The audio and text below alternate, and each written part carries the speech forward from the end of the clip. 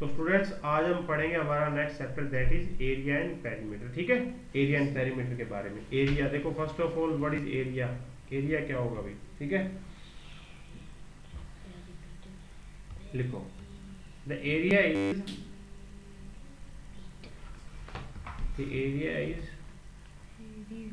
total space, the area is total space enclosed by its boundary।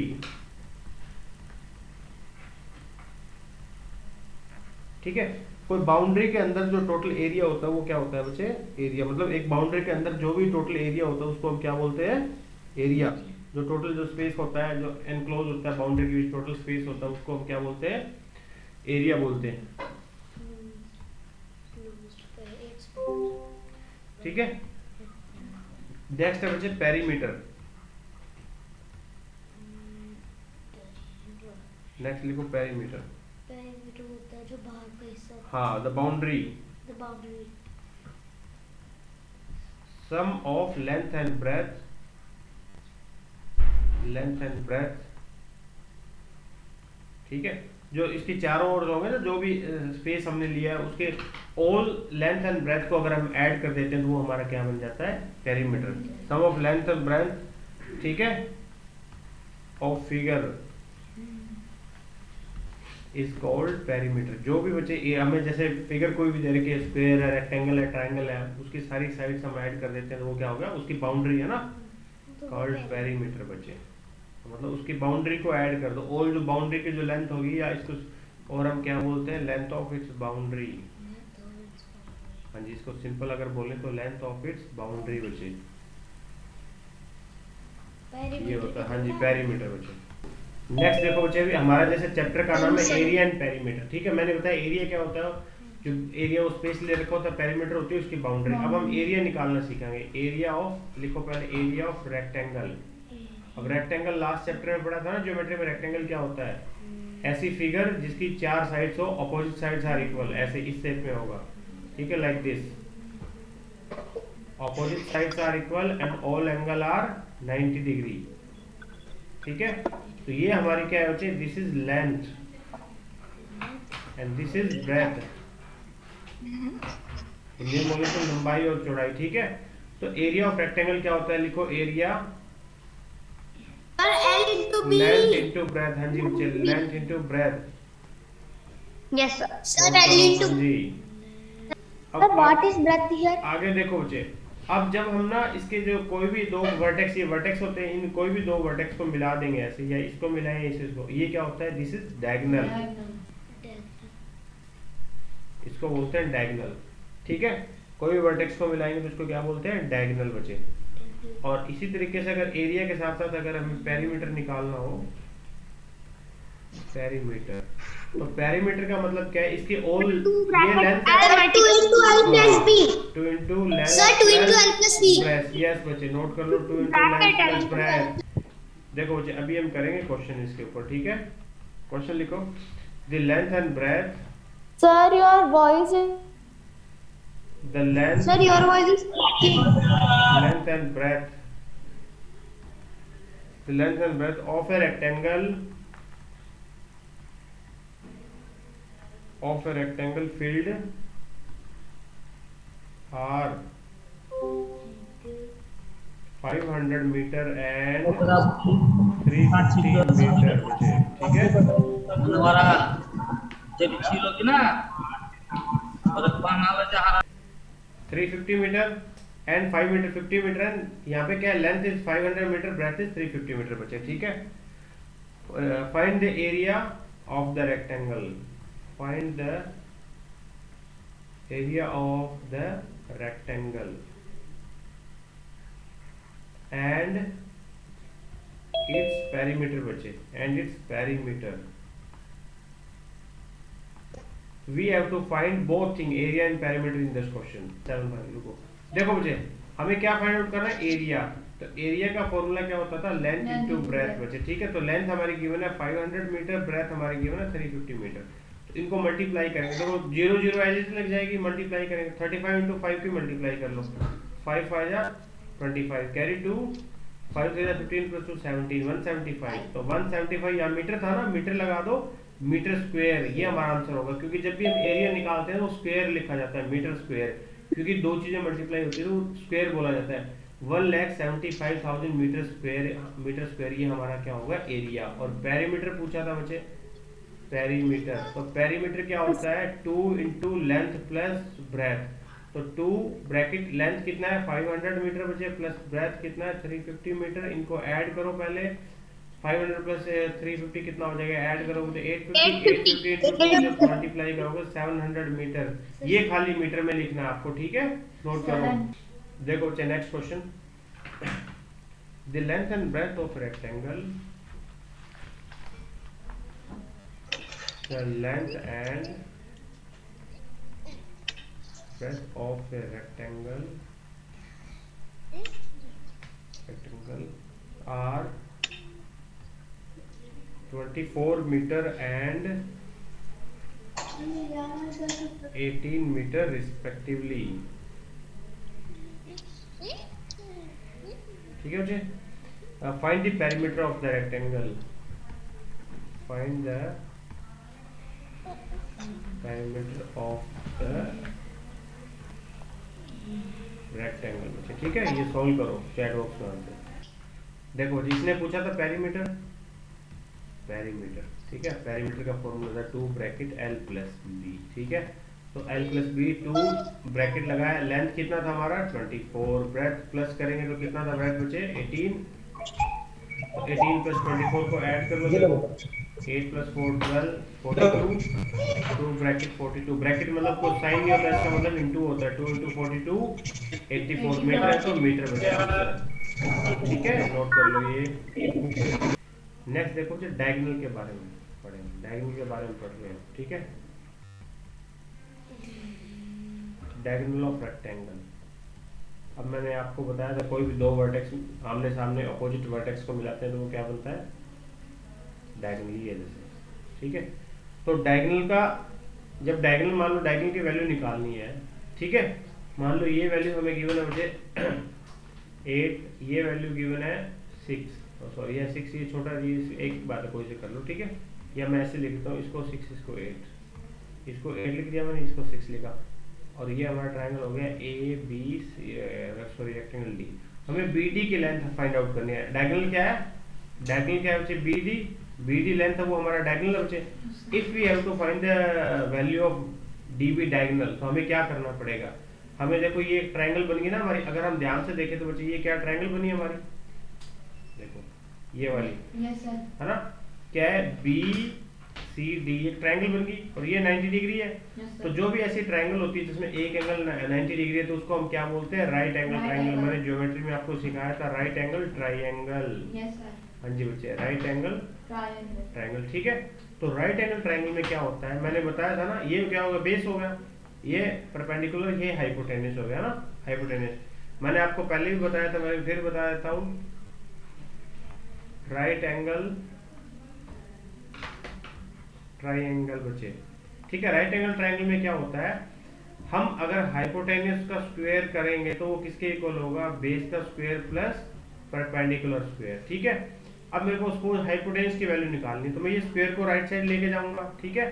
तो h बचेगा B square plus P square, h, ये square left side से right side आएगा तो क्या हो जाएगा, स्क्वायर रूट हो जाएगा, ठीक है। जैसे हम प्लस को इधर लेके जाते हैं इक्वल के दूसरी साइड तो माइनस होता है, माइनस को इक्वल के दूसरी साइड लेके जाते हैं प्लस होता है, मल्टीप्लाई को लेके जाते हैं डिवाइड होता है, डिवाइड को मल्टीप्लाई, इसी तरीके से स्क्वायर को लेके जाओगे तो आपको स्क्वायर रूट बन जाएगा, और स्क्वायर रूट को लेके जाओगे तो स्क्वायर बन जाएगा।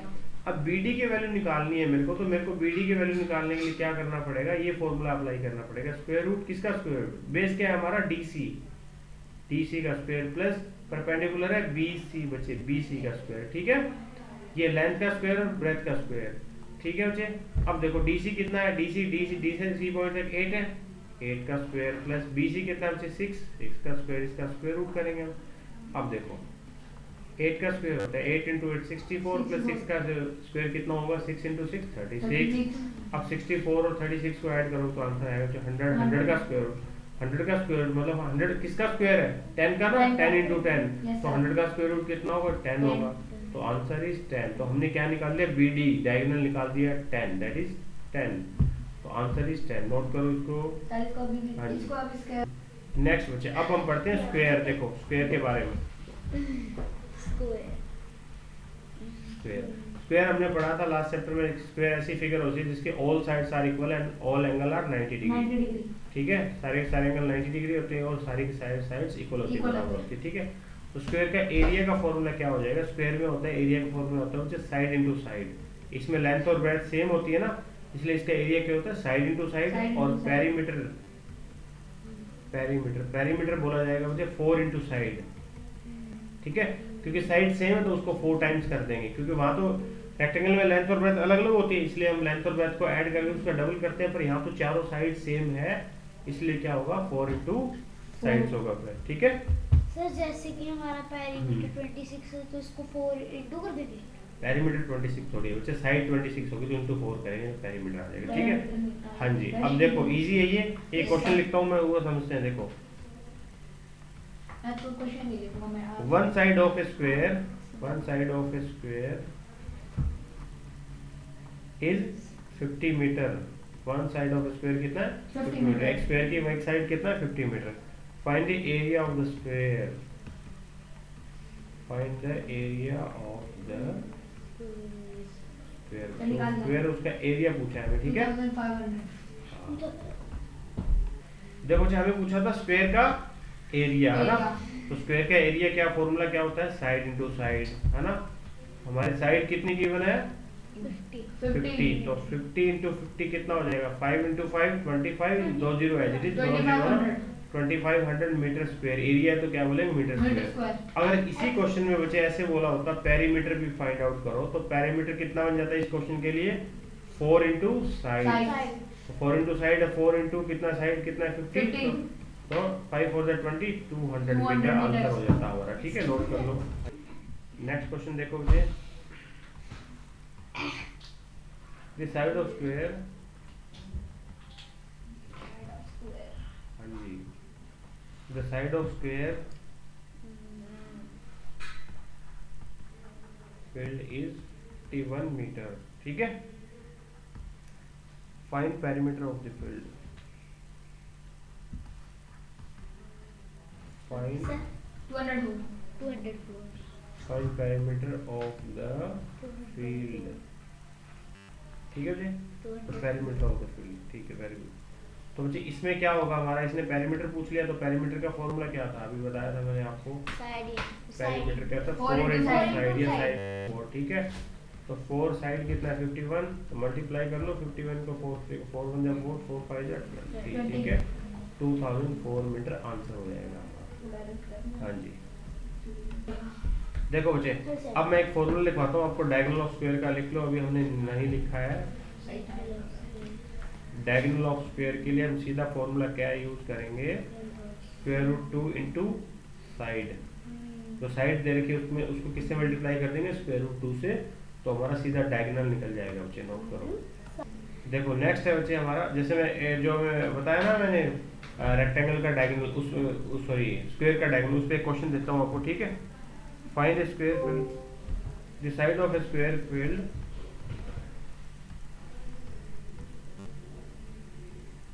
The side of a square field is 20 metre. ठीक है, एक स्क्वायर है फील्ड कोई है, उसकी एक साइड कितना है? 20 मीटर है। Find the diagonal of the field.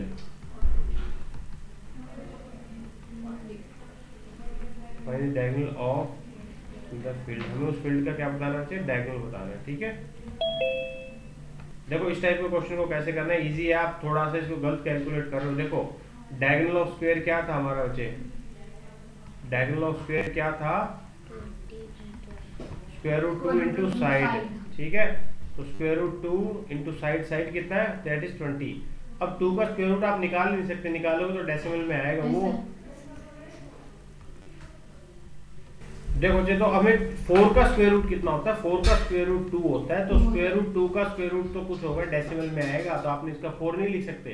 4 का स्क्वायर रूट 2 है ना, फिर स्क्वायर रूट 2 का 2 आ जाएगा। ठीक है, ये इसकी वैल्यू ही नहीं निकाल सकते, डेसिमल में आएगी। जो प्रॉपर परफेक्ट स्क्वायर रूट नहीं होता उसको इतना लेफ्ट करो, तो 20 इंटू स्क्वायर रूट 2, ये आंसर बनेगा हमारा।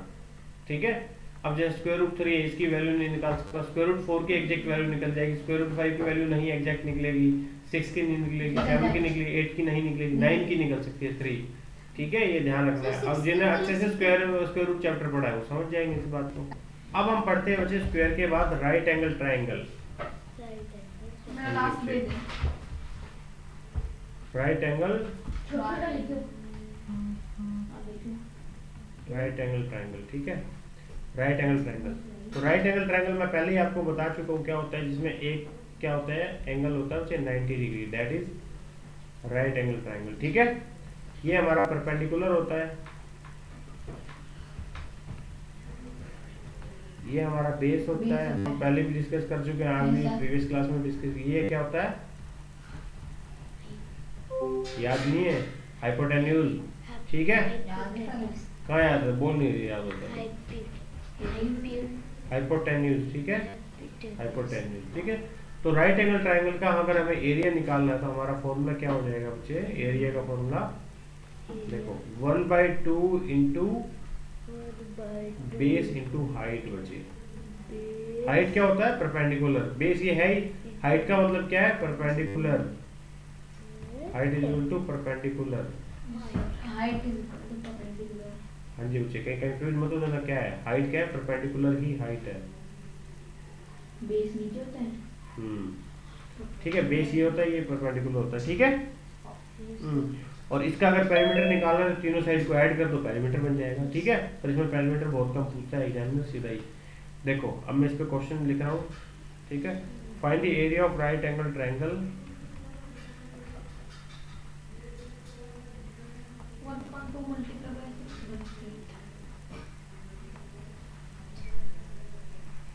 Find the area of right angle triangle whose two sides sides वो कौन सी है, बेस एंड हाइट है बच्चे। ठीक है, जो साइड है वो बेस और हाइट है, बता रखा है आर 3 सेंटीमीटर एंड 4 सेंटीमीटर बच्चे। ठीक है, 3 सेंटीमीटर और 4 सेंटीमीटर है उसकी साइड्स है, वो हाइपोटेन्यूज नहीं गिवन, मतलब बेस और हाइट गिवन है। भाई आप सोचो हाइपोटेन्यूज है तो बेस और हाइट है। ठीक है, तो देखो, तो हम सिंपल एरिया का फॉर्मूला लगा देंगे। हाँ जी, कर लो solve 2 minute.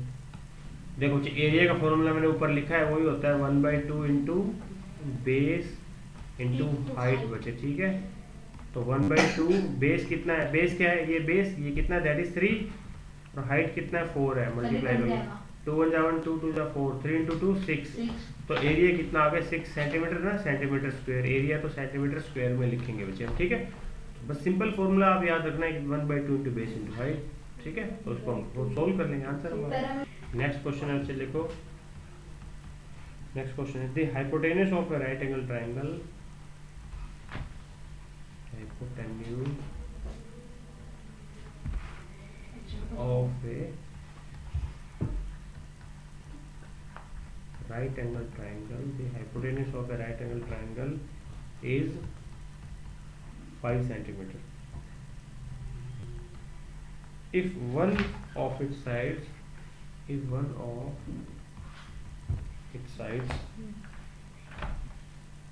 4 centimeter, find the length of the other side.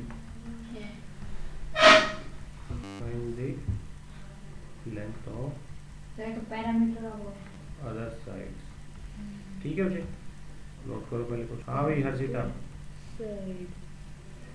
You raise hand in doubt. दा के बाद क्या लिखा है, क्या दा के बाद लिख दी सारे फॉर्मूले। हाँ है द लेंथ बच्चे, this is length of other, find the length of other side. Sir